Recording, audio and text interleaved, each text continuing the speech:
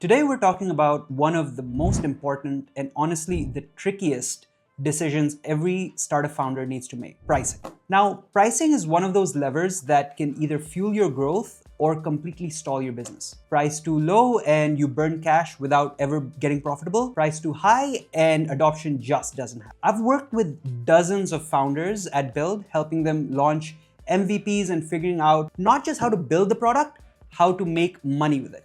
And I can tell you one thing: pricing is not a one-size-fits-all. It evolves as your business grows. So in this video, I'll break down the most common pricing strategies from freemium to value-based, what they mean, their pros and cons, what kind of businesses should use them, and some real-world examples of companies that have done it well and companies that haven't. By the end, you'll have a playbook you can adopt for your own startup. All right, let's start with freemium. You've seen this everywhere: Slack, Dropbox, Spotify. Model is very simple: give away a basic version from free, then charge for the premium features. Why does this work? Well, because it eliminates friction. Think about it. If a tool costs you nothing to try, you sign up. That's how Slack spread like wildfire in small teams. They give you enough for free: chat, some integrations, file sharing, but capped history at 10,000 messages. And the moment a team grows, migrating away from them is a non-option. The upside: you get rapid adoption, network effect, built-in sales funnels. Free users can become your best evangelists. The downside is that conversion rates are usually brutal. Typically, you're thinking about maybe 5% conversion. That means 95% of your users are never going to convert, and the revenue that you're getting from that 5% is being used to pay for server costs, development, and support of the rest of those users. Look at Evernote. For years, they gave away a generous free tier. When they finally pulled back in 2016, limiting syncing to just 2 devices and raising prices, users revolted. They left in droves. Most of them churned to competitors like OneNote, or others started using the free apps like the Apple Note. So here's the lesson: freemium works if you're deliberate about what's free and what's premium. Give customers enough value to hook them, but hold back on the must-have features for paying customers. Freemium shines in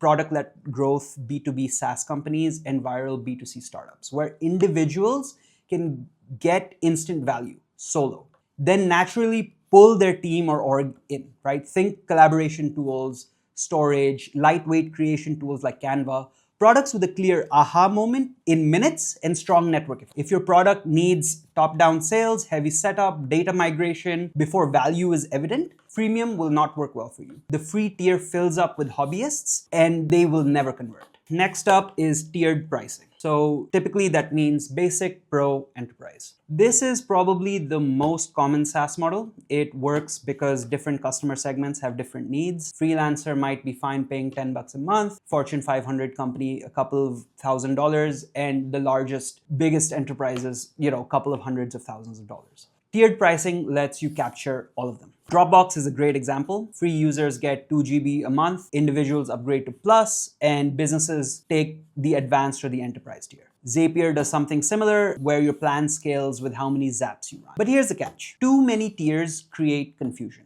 I've seen startups launch with 5 or 6 different pricing plans. It freezes customers. There's too many things to consider, and it results in decision or analysis paralysis. Buffer ran into this exact problem. They eventually simplified their plans because too much choice was hurting conversions. Rule of thumb: keep it simple, 2 or 3 tiers maximum, and make sure each tier has a clear reason to exist. This pricing model is great for horizontal B2B SaaS companies serving distinct segments. So think solopreneur, small to medium business size, mid-market, and enterprise, and prosumer tools with clear power user needs. So, if your users cluster into 2 to 3 clear personas with predictable willingness to pay, tiers help you price for the edges. If usage is wildly spiky or value is tied to outcomes, this is probably not a good fit for you.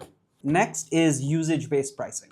Now, usage-based pricing or pay-as-you-go pricing, this is where you pay for what you use.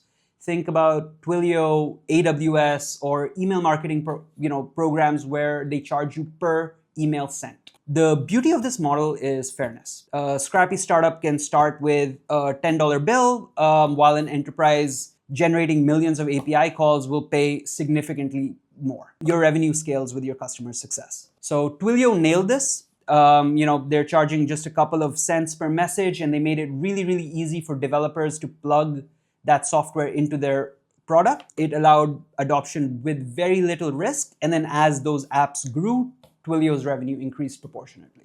The downside is revenue predictability, right? If your customer usage dips, so does your monthly recurring revenue, and customers sometimes get bill shock, right? So they might show up, or you might send them an invoice for $2,000 and they might not know where that came from. This creates friction. So it's a natural fit. This pricing tier is a natural fit for developer platforms, infrastructure, data and communication APIs, and transactional SaaS tools. It also suits marketplaces that are charging transaction fees.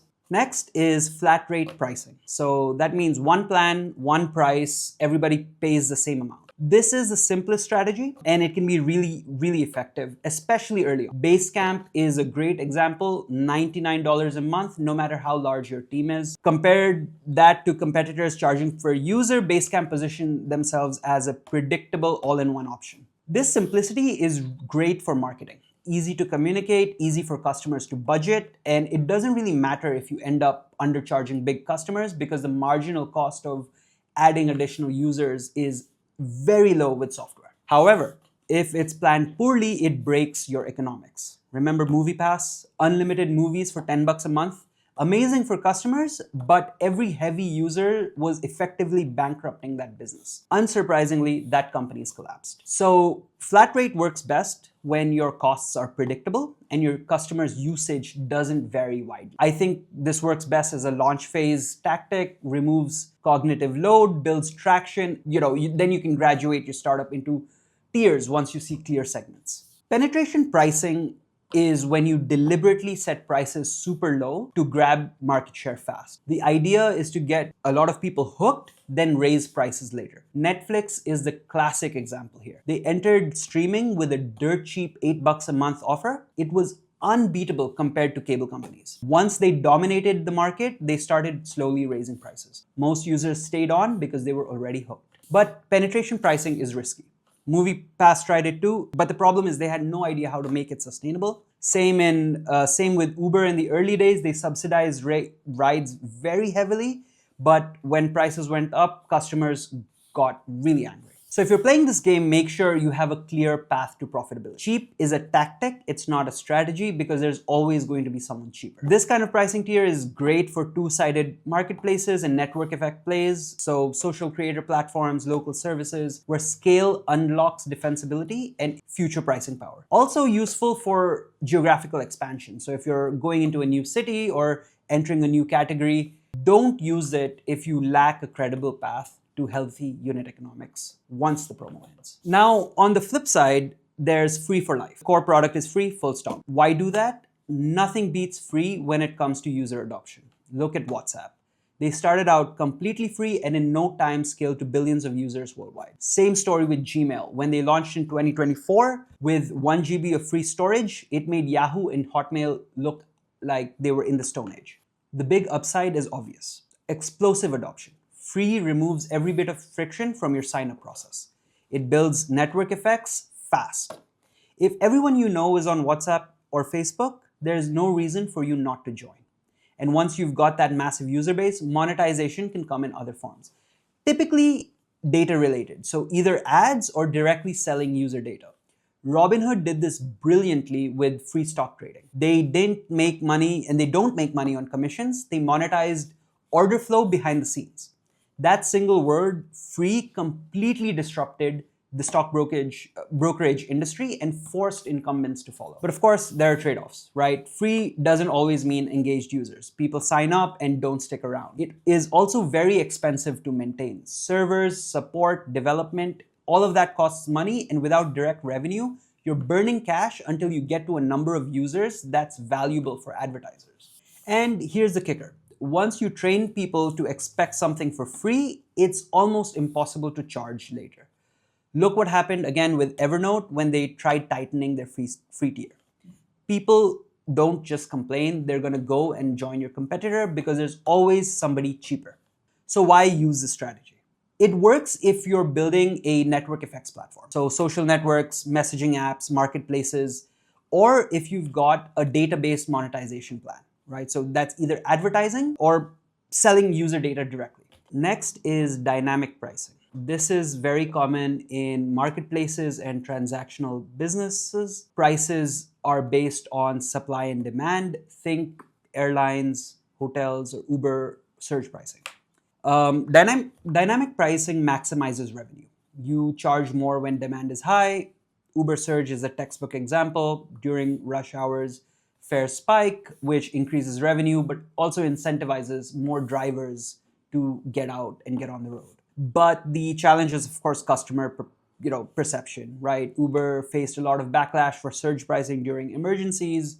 That terrorist attack in Australia is a prime example. So you as a product owner have to explain why surge is happening and make it very clear, transparent to your users. This is great for on-demand services like mobility, delivery, also for inventory-constrained businesses, right? Events, travel, hospitality. Primarily applicable for B2C products and generally does not work for B2B companies. On the B2B side, revenue predictability is very important and dynamic pricing just doesn't work well. Next is value-based pricing. This is the gold standard. Charge based on the value your products is delivering rather than your costs or your competitors' price. So if your company can save your customer $100,000 a year, it makes sense to charge them $20,000. This is why Salesforce, for example, can charge enterprise customers hundreds of thousands of dollars. They anchor it against revenue impact. So obviously the challenge is that this requires really deep customer insight. You need to know exactly what value you're creating and how to quantify it. And if you overshoot